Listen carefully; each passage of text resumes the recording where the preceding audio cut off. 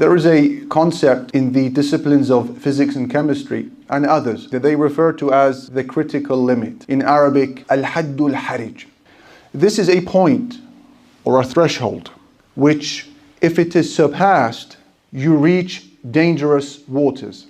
And it's a tool that is used in risk management to gauge the difference between an acceptable and an unacceptable risk. The critical limit. And I'm going to marry and merge this concept with another Islamic mighty concept known as al-inayatul ilahiyya, or divine care. We're going to put these secular and Islamic principles together and to show the dynamic and the interplay between them in order to deliver an answer to a question that many of us are rightly asking today. When will the Muslims in Palestine and when will the Muslims worldwide find relief, find well-being, afiyah? When will Allah Almighty give them tamkeen, establishment on the earth? To understand the connection between the critical limit and the divine care, we rewind back to the story of the Prophet of Allah, Musa alayhi salatu wasalam. There it is exemplified. In the story of Musa, you see a reoccurring pattern that emerges. The pattern suggests that every time Musa reaches al-haddul harij, or the critical limit, which is the edge of human endurance, every time Musa is pushed to the brink, when most people would break, at that dark hour, the critical limit, al-inayatul ilahiyya, the divine care, descends from the heavens and rescues Prophet Musa alayhi salam. Allow me to demonstrate this. Prophet Musa alayhi salam was born in immense duress and difficulty. He was born in Egypt at a time when the Pharaoh had issued a royal and cruel decree condemning every newborn Israeli or Israelite newborn male to the sword. It was state-sponsored massacre of every newborn baby from the Israelites. And this was because of a dream that the Pharaoh of Egypt had seen. A young boy from the Israelite would grow up and remove him from power and dismantle his reign. And so he issued that on a yearly basis, they would alternate between massacring the babies and sparing them on another year. And the sparing was not out of mercy or pity. The sparing was so that these young boys could grow up and act as labor and slaves for the Pharaohic Egyptian empire. This was the context Musa was born in, alayhi salatu wasalam, overshadowed with this type of oppression. Then the mother of Musa delivers baby Musa.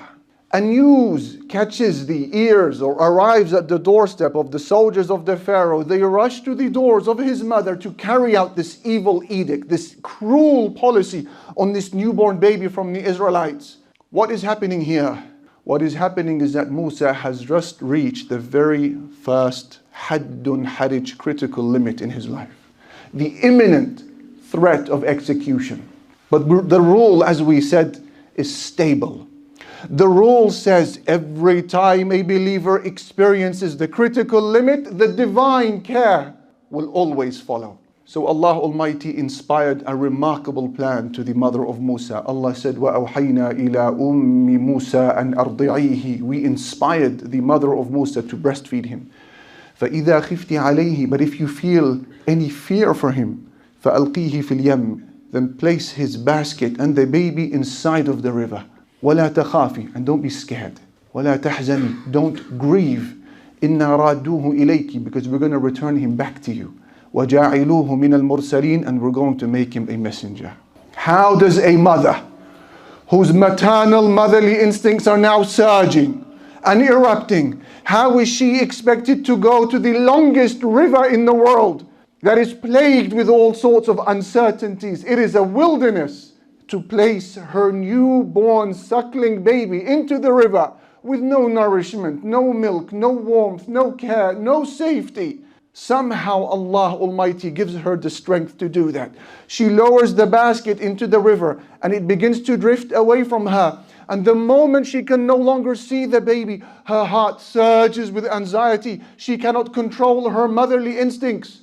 Allah said, وَأَصْبَحَ فُؤَادُ أُمِّ مُوسَى فَارِغًا. The heart of the mother of Musa was now empty. meaning empty from everything in life except her son. All she can see is Musa.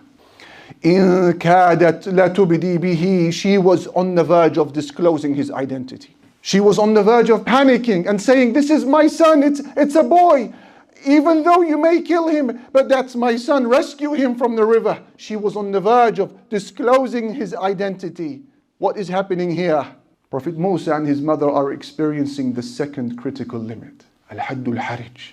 They've reached the edge of human endurance. And we said the rule is stable.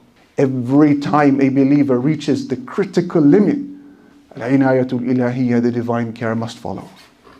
So what happened? Allah said, لَوْلَا أَرَّبَطْنَا عَلَىٰ قَلْبِهَا لِتَكُونَ مِنَ الْمُؤْمِنِينَ. If it wasn't for the fact that we gave steadfastness to her heart, we fastened her heart, we reassured her heart so that she is from the true believers who believe the promise of Allah. Wherever the critical limit arrives, the divine care of Allah Almighty is never too far away. And then, in an amazing turn of events, the basket carrying the child begins to drift where? To the very palace of Fir'aun. The very person and place that she wanted to save the baby from when placing him in the river, the baby now lands at the shores of the Pharaoh and it is parked outside of his house. The men of the Pharaoh quickly collect the basket. It's a boy. They bring it to the Pharaoh. Imagine this godless, sadistic tyrant who is now lording over the basket and he sees a boy. What is happening here? You have an imminent threat of execution. The probability of survival is 0. Musa has reached for the third time in his life Al-Haddul Harij, the critical limit. But the rule is stable. Every time a mu'min who is patient and reliant upon Allah reaches the edge, the critical limit, Al-Inayatul Ilahiyya, the divine care must descend. What happened? Allah said, وَأَلْقَيْتُ عَلَيْكَ مَحَبَّةً مِّنِّي. I bestowed love upon you, O Musa, from me. Meaning every person that saw this baby would fall in love with him. This is hinaya, this is care from the highest order. The wife of the Pharaoh picks up the baby. She looks at her husband, this criminal, this madman, this sadist. She says to her husband, قُرَّةُ عَيْنٍ لِي وَلَكَ. This baby will be a source of joy for both of us. And against all of the odds, the Fir'aun, the Pharaoh of Egypt, accepts the plea of his wife and he chooses to adopt the baby and to raise him in his palace. Who would have thought? Now this raised another problem for the mother of Musa. It seemed as if now she was destined to be separate from her son forever. How was she ever going to be reunited with her baby?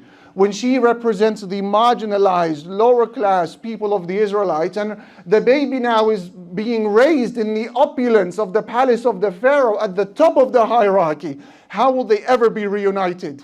And there was another problem that added fire to the fuel or added fuel to the fire.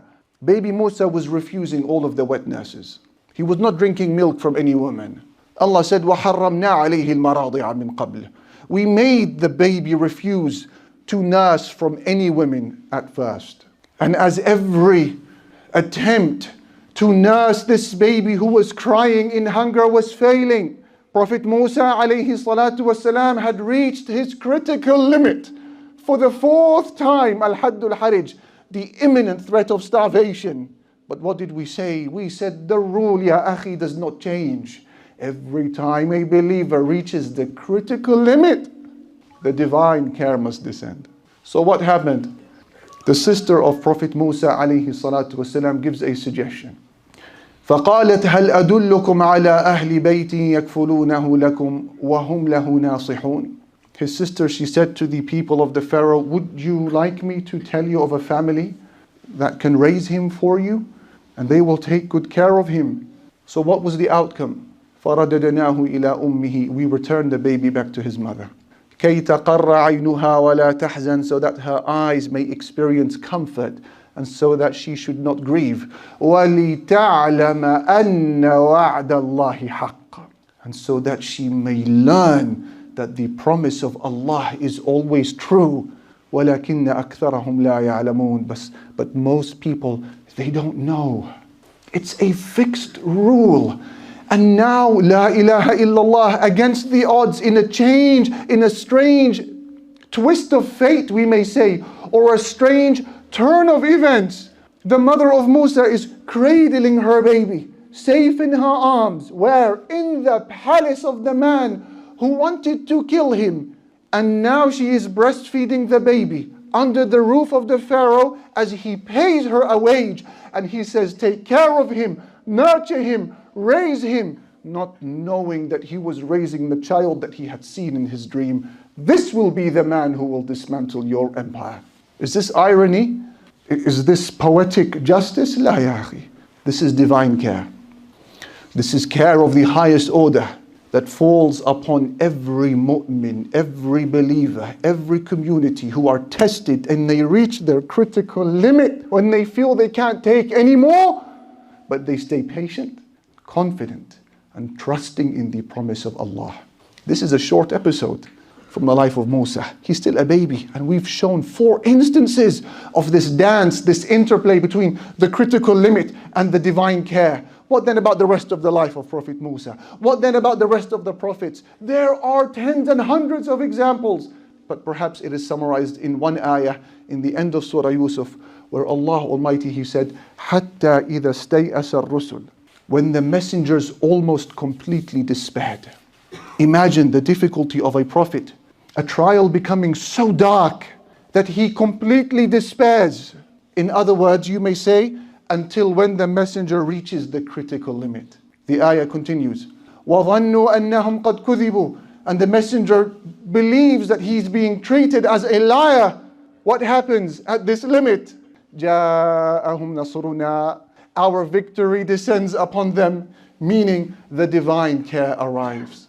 فَنُجِّيَ مَن نَشَاءُ, and we save whoever we will. وَلَا يُرَدُّ بَأْسُنَا عَنِ الْقَوْمِ الْمُجْرِمِينَ, and our punishment can never be averted from the evil, wicked, criminal people. Now that we have an idea of the relationship between al-hadd al-harij, the critical limit, and al-inayatul ilahiyya, the divine care, I share with you part of a letter that was penned by Umar ibn al-Khattab radiyallahu ta'ala anhu to Sa'd ibn Abi Waqqas. In Al-Asbahi Al-Andalusi's book called Bada'i'u As-Silk fi Taba'i' al-Mulk, he said, Umar ibn al-Khattab sends a letter to the commander of the Muslim armies, Sa'd ibn Abi Waqqas, who is now standing at the brink of war with his men in front of a huge assembly of Persian soldiers. This is in the eve of war in the battle known as Al-Qadisiyah, a pivotal encounter between the Muslims and the pagans. What will Umar say to Sa'd ibn Abi Waqqas, and what advice would he give him at this critical limit?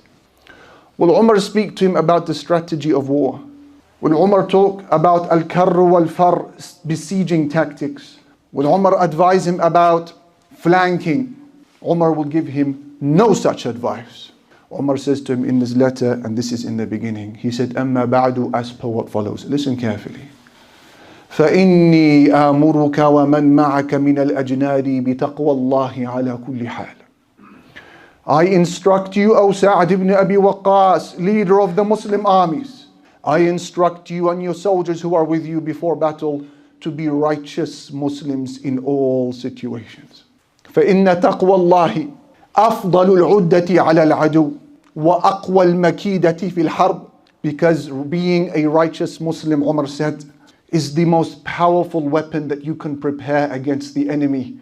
Being a righteous Muslim, he said, is the ultimate strategy of war before battle. He said, وَآمُرُكَ وَمَنْ مَعَكَ مِنَ الْأَجْنَادِ أَن تَكُونُوا أَشَدَّ احْتِرَاسًا مِنَ الْمَعَاصِي مِنْكُمْ مِنْ عَدُوِّكُمْ. And I instruct you, O Sa'd, and the men who are with you before war, before jihad, I say to you, he said, be more afraid of sins than you are of your enemy. فَإِنَّ ذُنُوبَ الْجَيْشِ أَخْوَفُ عَلَيْهِمْ مِنْ عَدُوِّهِمْ. Because the sins of an army are far more detrimental to their well-being than the enemy on the other side of the pond. And then he says to him, we are less than them in number, and we have fewer resources than they do. So if we are the same as them with respect to sins, they will be victorious. They are more powerful. We are outnumbered and we are outgunned. The only hope we have to defeat them is when we obey Allah Jalla Jalaluhu and they disobey Him. In other words, what was Umar radiallahu anhu saying to Sa'd ibn Abi Waqqas? We can repeat it and rephrase it in a few lines. Umar is saying to Sa'd, you have just reached your critical limit. You are at the edge of war. So beware of doing something that will cause Allah to abandon you. Beware of behaving in a way that will delay al-inayatul ilahiyya, the divine care, that you're on the verge of reaping. Fast forwarding to today. Gaza, no doubt, is bleeding in a way that it has never bled before. And the West Bank is erupting. And the Muslim Ummah is surging in passion and rage. And the West are scrambling to control the narrative and to save their Israeli ally. And you have the Zionist project that is cracking and crumbling before our very eyes. In other words, the Ummah of Islam has reached a critical limit. It has reached al-haddul harij. So here I say to myself and to you, my brother, my sister, the same as what Umar said to Sa'd before war. He said to him, beware, my brother, beware of doing something that will cause Allah to abandon us during this critical hour. Be on your best behavior. Show Allah Jalla Jalaluhu your best Islamic form. There is no sin that you and I may commit today as we hit muftaraqu turuq, this crossroad. There is no sin that you and I can consider now as minor or insignificant. No setback is minor today. No salah that is missed. No gaze that is extended to haram. No browsing through a website that is prohibited. No offline, online communication that is haram. No dealing with riba, interest, call it what you wish, on City Road. No qati'a, cutting off of family ties. No sin that is committed now at our ummah's critical limit is to be considered insignificant. So I, Ali, and the others are to look into the mirror of self-reflection and to take ownership of our crimes, of our sins, and to ask, what is my change that I'm going to have to bring about during the ummah's critical limit, because we're on the verge of reaping al-inayatul ilahiyya, the divine care. Don't lose your iman. Don't lose your sabr, patience. Don't lose your trust in Allah. Don't lose your faith in His promise when we are just moments away from reaping this fruit of justice that we have been waiting for so long. There is a certain number of righteous Muslims that have to exist at any one time for Allah to send down His divine care. No one knows what that number is. Only Allah knows what the number is. What we do know is that the number is not so high. And therefore, Shaitan knows this is a reality.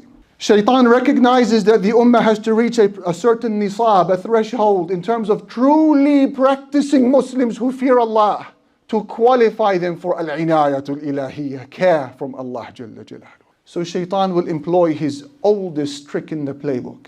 And that trick is to convince you and to convince me that our individual transformation has no impact on the ummah. So what if you say astaghfirullah? So what if you change your ways? So what if you reshare a tweet? So what if you say to her, I'm not talking anymore, this is haram? How will your situation change the ummah? This is his technique. Therefore we have to respond to this satanic whispering with the same resilience that we see the Palestinians standing and offering in the face of occupation. The same resilience we exhibit when Shaitan suggests your transformation has no impact. You turn and you say, no, it does. And it's going to be my transformation and his transformation and her transformation, inshallah, that will tip the scales of the ummah in favor of justice.